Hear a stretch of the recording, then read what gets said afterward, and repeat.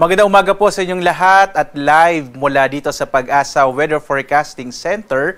Narito na ang lagay ng ating panahon ngayong huling araw sa buwan ng Setyembre, September 30, 2025, ngayong araw ng Martes. Sa inilabas po natin na mga thunderstorm advisories, makikita po natin again dito sa panahon.gov.ph bilang bahagi po ng Central Luzon, gayon din ng Southern Luzon, Western Visayas kasama yung Negros Island region at maging dito sa may Eastern Visayas, particular na sa Eastern Samar, ay meron pong naka-issue ng mga thunderstorm advisories as of 4 a.m. po ito. So ibig sabihin ito yung mga ilang lugar na nakakaranas ng mga localized thunderstorms. Normally katagal po yan ng mga 1 hanggang 2 oras. Sa Mindanao po, merong rainfall information, particular na sa may Zamboanga Peninsula na maaaring magtagal din po ng mga 1 hanggang 2 oras. Muli po, pag nais nyo po makita yung mga ini-issue natin ng mga thunderstorm advisories, dulot ng mga localized thunderstorms at iba pang weather system, pumunta lamang po tayo dito sa panahon.gov.ph. Makikita nyo po sa mapa kung saang mga lugar may naka-issue ng mga thunderstorm advisories real-time sa buong Pilipinas. At sa ating latest satellite images, makikita po natin wala tayong minomonitor na anumang low pressure area sa loob ng Philippine Area of Responsibility. Bagamat makikita po ninyo dulot ng easterlies o yung hangin nagbumula sa karagatang Pasipiko, medyo maulap yung kalangitan, mga kaulapan po ito, particular na sa ilang bahagi ng Bicol Region.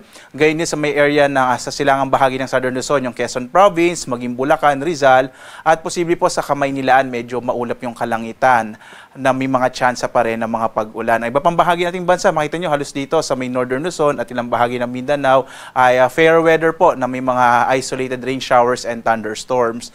Bagamat sa ngayon po wala pa tayong low pressure area na minomonitor, makikita po natin may cloud clusters dito sa may labas ng Philippine Area of Responsibility. Monitor po natin yan kung posibleng maging isang low pressure area sa mga susunod na araw. At sa ngayon po, wala pa tayong minomonitor na LPA or bagyo sa loob at labas ng Philippine Area of Responsibility.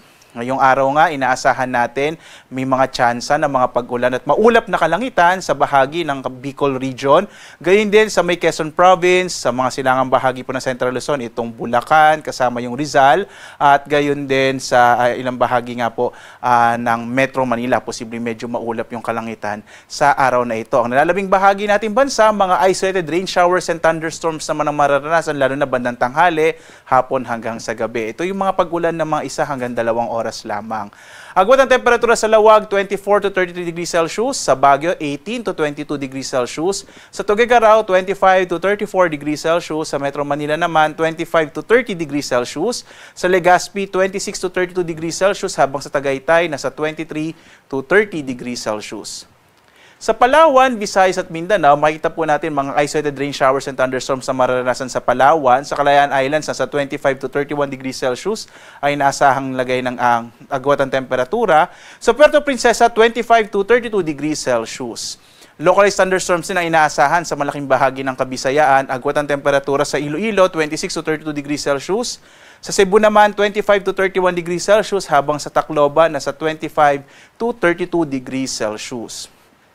Ang malaking bahagi din po ng Mindanao makararanas ng bahagyang maulap hanggang sa maulap na kalangitan na may mga pulupulong pag-ulan, pagkidlat, pagkulog sa hapon hanggang sa gabi. Agwat ang temperatura dito sa Zamboanga, nasa 24 to 32 degrees Celsius. Sa Cagayan de Oro, 24 to 31 degrees Celsius. Habang sa Davao, 24 to 33 degrees Celsius. Sa lagay naman ng ating karagatan, wala po tayong nakataas na gale warning, banayad hanggang sa katamtaman ang ating inaasahang magiging lagay ng ating mga baybay dagat. Bagamat mag-ingat po kapag may mga thunderstorms, kung minsan nagpapalakas yan ng alon ng karagatan. So mag-ingat po, lalong-lalo na yung mga maliliit na mga bangka at mga sasakyang pandagat. Narito naman yung ating inaasahang magiging lagay ng panahon hanggang sa weekend. So sa ngayon po, asahan pa rin natin bukas, fair weather ang mararanasan sa malaking bahagi ng ating bansa. Posibleng mawala na po itong mga kaulapan na by tomorrow. Pero posible pa rin yung mga thunderstorms, lalong-lalo na dito sa may silangang bahagi ng ating bansa. Pagdating po ng Huwebes hanggang Sabado, posibleng medyo maging maulap yung kalangitan at malaking tsansa ng mga pag-ulan sa may bahagi ng Northern Luzon. Dahil posible po itong kaulapan na ito ay kung sakali po mag-develop into a low pressure area, kikilos pa silangan.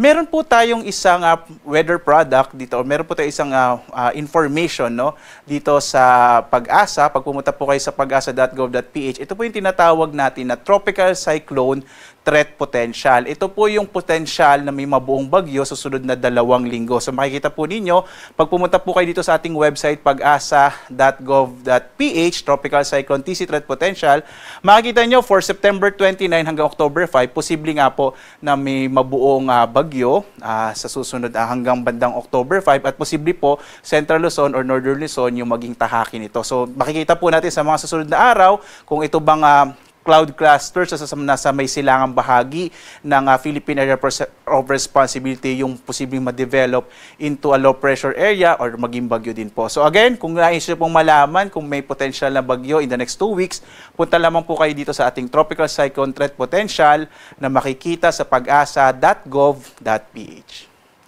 Samantala, ang araw naman natin ay sisikat mamayang 5:46 na umaga at lulubog, ganap na 5:46 ng gabi.